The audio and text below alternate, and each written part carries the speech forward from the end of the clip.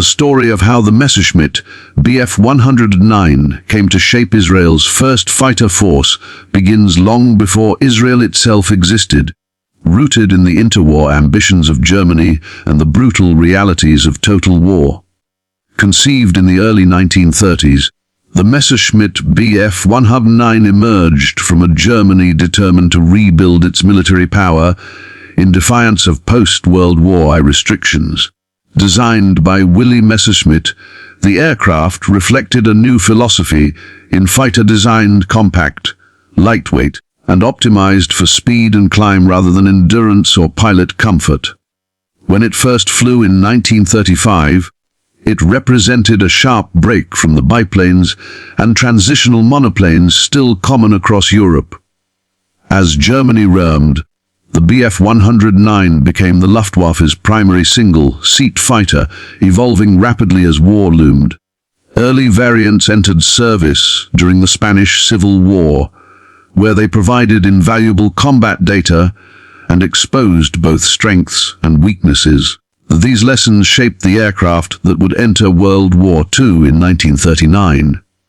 Fast, well-armed for its time, and capable of being produced in large numbers. During the invasions of Poland and France, the Bf-109 helped secure German air superiority, its performance often outclassing Allied fighters. It became synonymous with blitzkrieg, escorting bombers and hunting enemy aircraft with ruthless efficiency. Yet the very qualities that made the Bf-109 successful early in the war also imposed long-term limitations. Its narrow landing gear, designed to reduce drag and weight, made takeoffs and landings hazardous, especially from rough or improvised airstrips.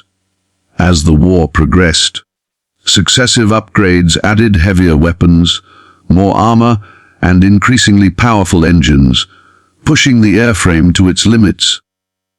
By the time of the Battle of Britain and the later campaigns on the Eastern Front, the Bf-109 was still formidable, but increasingly demanding to fly and maintain.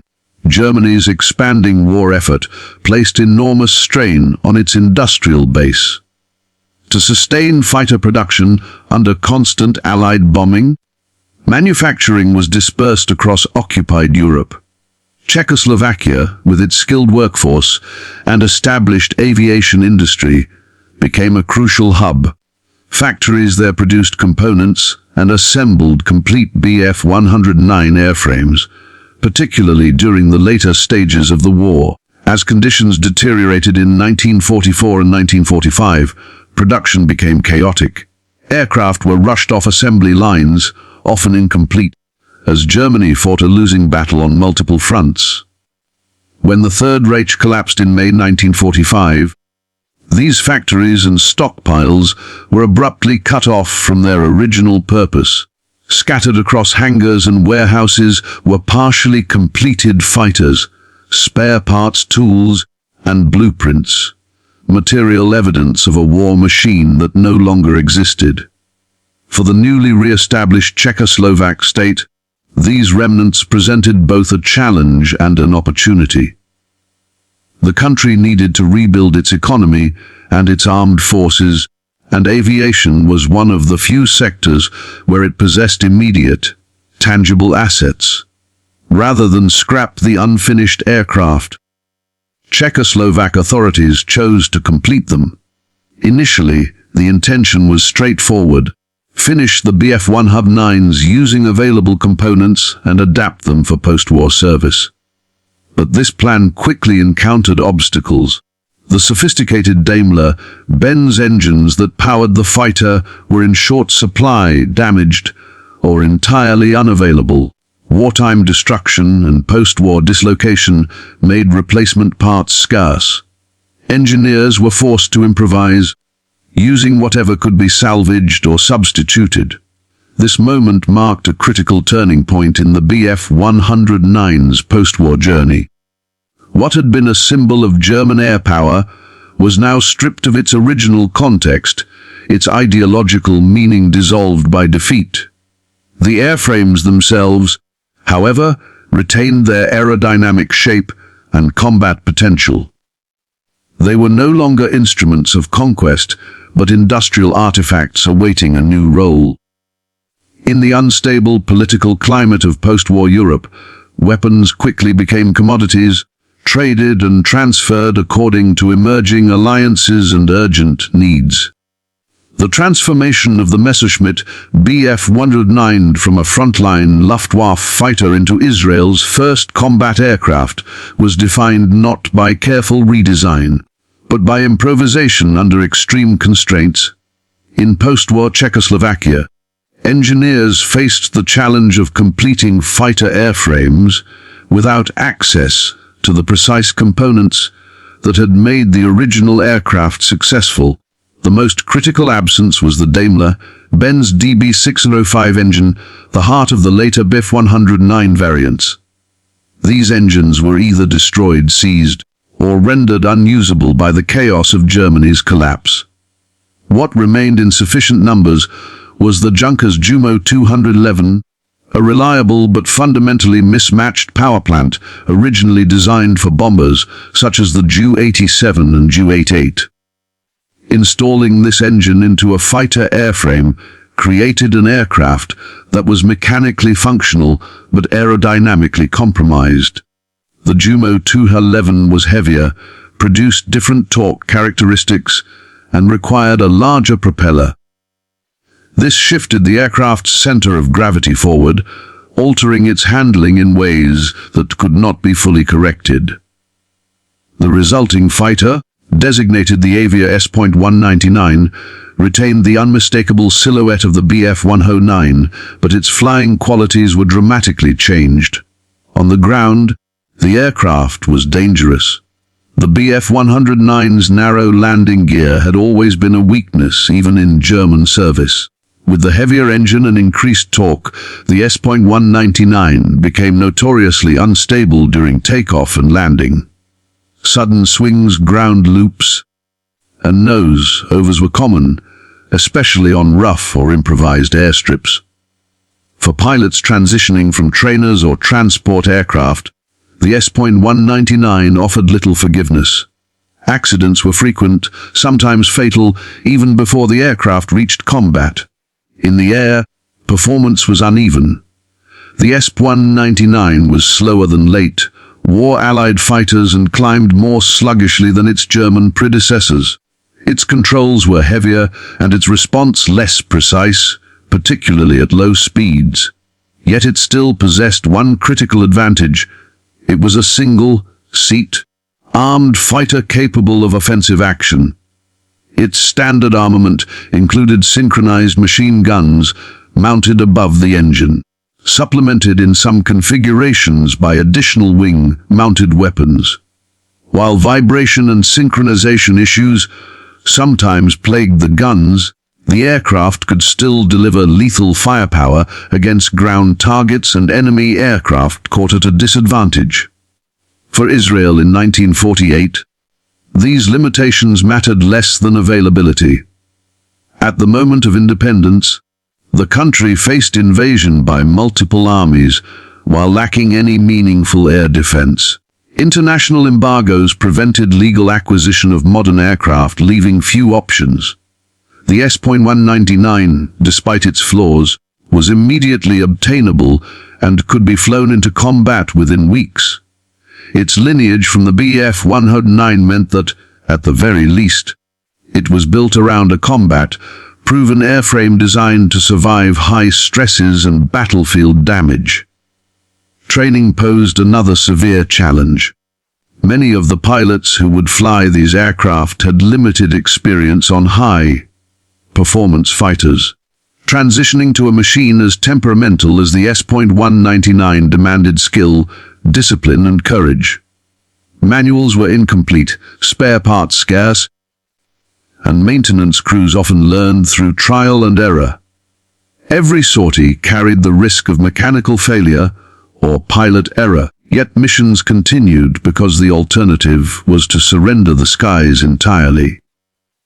Technologically, the S.199 represented the twilight of World War II fighter design. It lacked radar, advanced navigation aids, or modern fire control systems.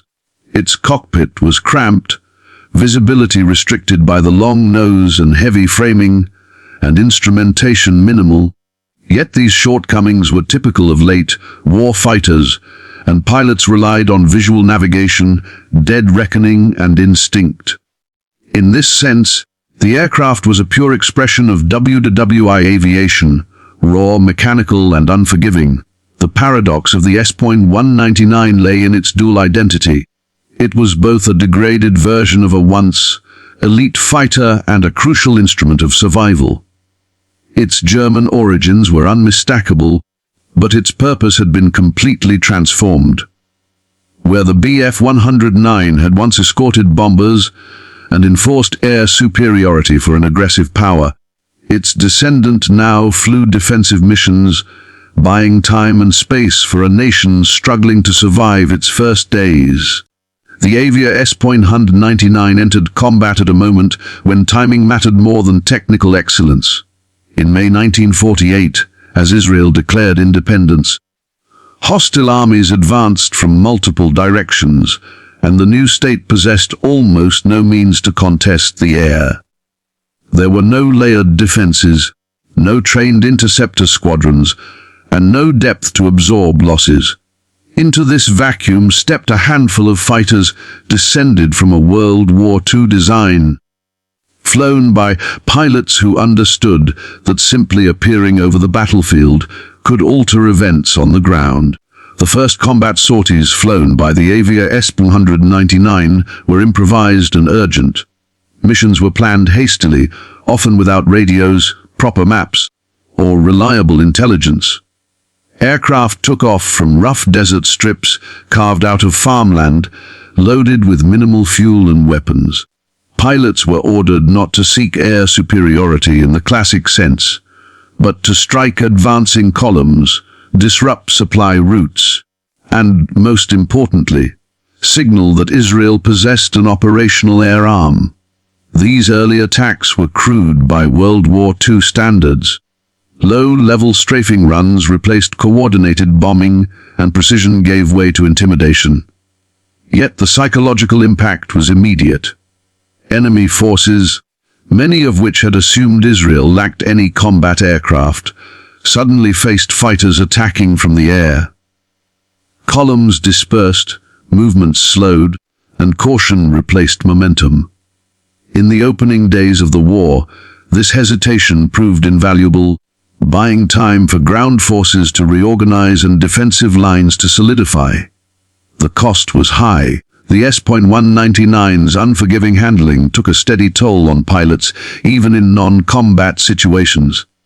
Takeoffs and landings were perilous, especially after long missions when fatigue set in.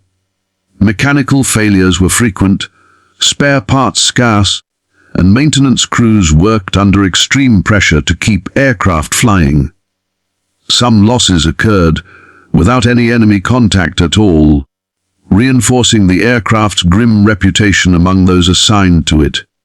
In aerial combat, the S.199 was rarely superior to opposing aircraft and was often avoided in dogfights unless circumstances were favorable.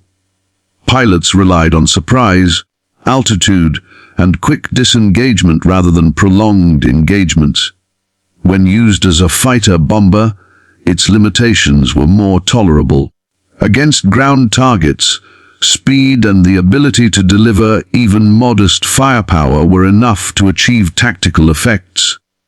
Each successful sortie reinforced the illusion of a larger, more capable air force than actually existed. As weeks passed and additional aircraft types began to arrive through other channels, the S.199's role gradually diminished. It was never intended to be a long-term solution, and its shortcomings became increasingly apparent as operational demands increased. By late 1948, it was being withdrawn from frontline service, replaced by fighters that were safer to fly and more effective in combat. Its operational lifespan was short, but intensely concentrated at a decisive moment. The legacy of the Avia S.199 cannot be measured by kill counts or technical achievements. Its true contribution lay in presence and timing. In the earliest days of the war, when Israel's survival hung in the balance, it provided the only means to contest the air. It forced enemies to react rather than advance unchecked. It gave ground forces confidence that they were not alone, and it established, however imperfectly, the foundation of an air force. There is a profound historical irony in this outcome. An aircraft descended from a fighter designed to serve the Luftwaffe, a symbol of a regime responsible for immense destruction, became a tool in the defense of a Jewish state. Stripped of ideology, the machine was repurposed by circumstance, its meaning transformed by those who flew it. In this transformation lies one of the most striking reversals in aviation history.